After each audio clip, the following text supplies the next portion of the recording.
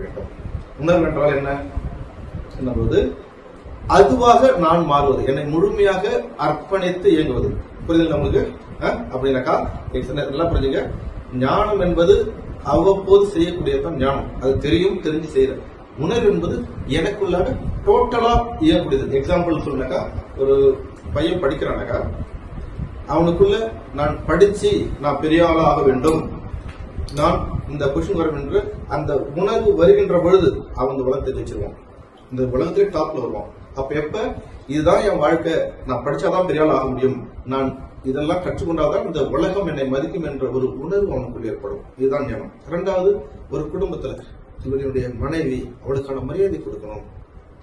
இது என் தாய், இது என் பிள்ளை, இவன் என் கூட பிறந்தவன், என்னுடைய ரத்த சம்பந்தமான உறவு அப்படின்ற இந்த உணர்வு உள்ளுக்குள்ள வருகின்ற பொழுதுதான் நம்மளுக்குள்ள அந்த ரெஸ்பான்சிபிலிட்டி வரும். அதுதான் அந்த முழுமைன்னு சொல்லுவாங்க.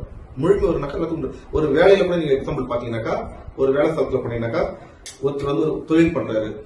அந்த தொழில் தொழில் உச்சத்துக்கு போனாக்கா, அவரு இது என்னுடைய பணி, என்னுடைய கம்பெனி, இதை நான் தான் முன்னேற்ற சொல்லிட்டு இரவும் பகலும் அதே தியானிச்சு அவரே அதுவாக மாறுகின்ற பொழுது என்ன ஏற்படுகிறது என்றால் அது உணர்வாக வருது. அவங்க தான் நீங்க டாப் பெரிய பெரிய கம்பெனி மேல பிசினஸ் மேல போகல, 24 hours அந்த பிசினஸ் மைண்ட்லயே இருப்பாங்க. புரியுது இல்லையா? அப்ப அவங்களாக அது மாறுகின்றது. எப்பொழுது நாம் அந்த செயலாக மாறுகின்றோமோ அப்பொழுது நமக்கு உணர்வு ஏற்படுகின்றது. புரிஞ்சிருக்கு? அப்ப உங்களுக்கு கல்வி என்றால் கற்றுக்கொள்வது, அறிவு என்றால் அதை பிரதிபலிப்பது, ஞானம் என்றால் செயல்படுத்த தொடங்குவது, உணர்வு என்றால் அதுவாகவே இயங்குவது.